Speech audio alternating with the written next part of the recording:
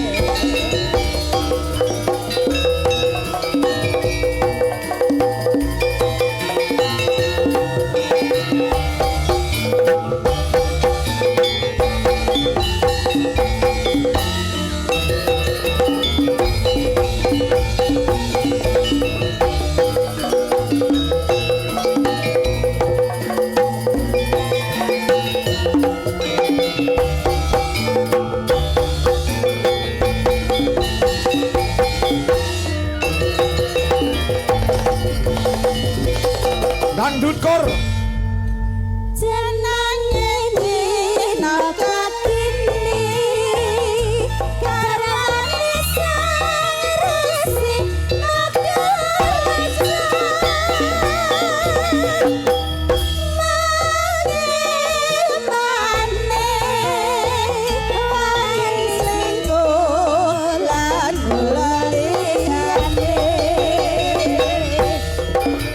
Kula tampar kurang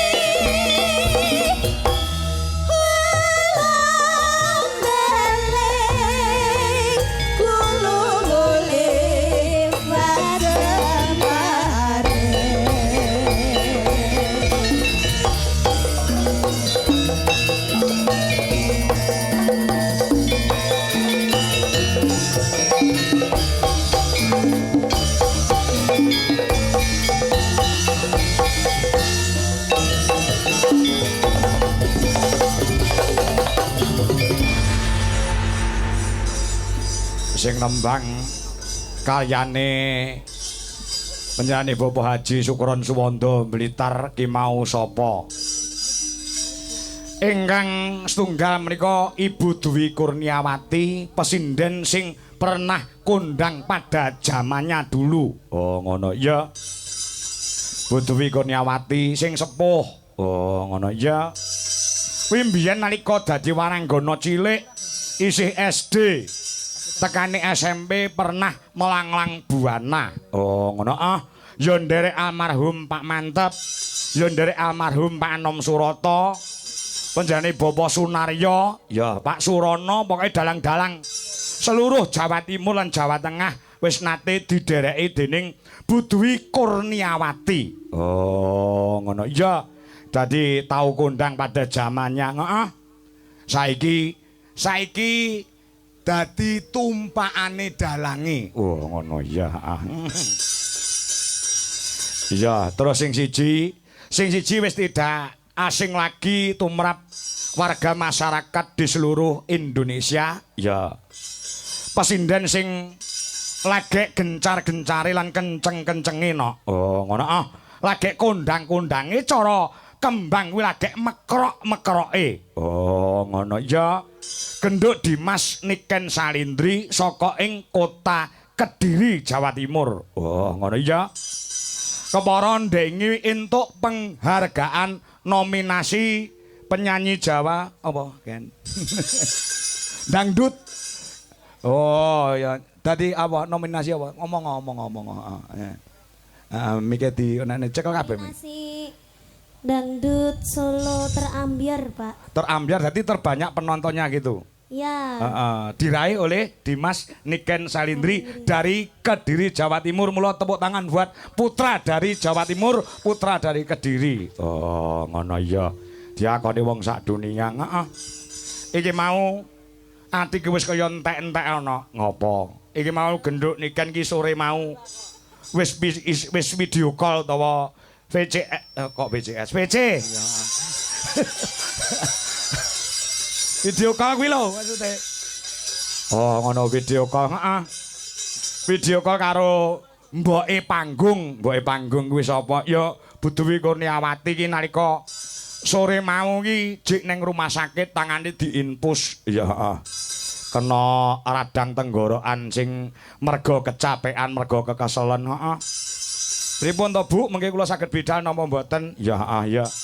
Ning nyatane dengan sportivitas yang sangat tinggi bengi iki genduk Niken Salindri iso menghibur kabeh masyarakat ana ing Pagu Kediri kene nok. Oh ngono ya. Walaupun ora pit awake ning disemangat-semangatke, nyatane kiprahe suarane dinteni wong sak lapangan sing akeh semene kae.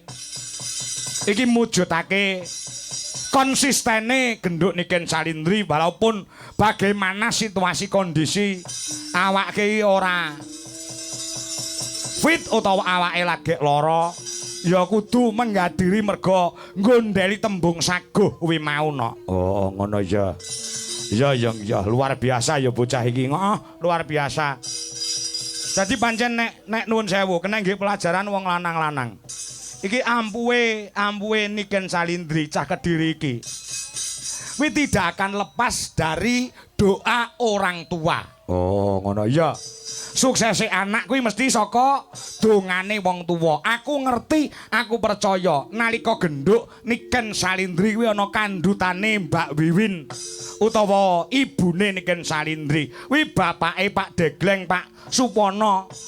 Kuwi ora kendhat nggone ndedonga, tahajud pendak bengi, poso Senin Kemis ora leren, nyuwun marang purbane Gusti Allah dadi anak sing hebat, anak sing kuncara, anak sing solekah. Lah ketika bojone utawa wong wedok ki meteng tuwek, wong lanang kuwi bojo lanang ya kudu melu tirakat men duweni anak iso moncer kaya Niken Salindri. Ki pengumuman nggo wong lanang-lanang kae nek pengen duwe anak sing sukses, anak sing hebat, kuwi nalika bojomu ki meteng tuwek, kuwi tirakatono poso Senin Kemis ora keri, tahajud ora keri. Lah ora bojone meteng tuwek malah ondolan.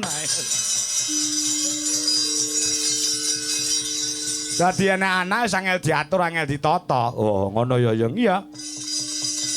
Mulai iki yang sangat luar biasa bengi iki nok. Ya, sesuai karo kersaning para-para ingkang lenggah ana ing Dinas Kebudayaan dan Pariwisata Provinsi Jawa Timur ya yung. Tenan kok nok, acung jempol kanggo Dinas Kebudayaan dan Pariwisata Provinsi Jawa Timur ya yang mengadakan pentas periodik utawa gelaring budaya wayang kulit kuwi digelar ana ing Jawa Timur kuwi wis marambah makaping-kaping bing birang-birang ya iya. Becik ana ing Ponorogo, becik ana ing Madiun, becik ana ing Ngawi, ya.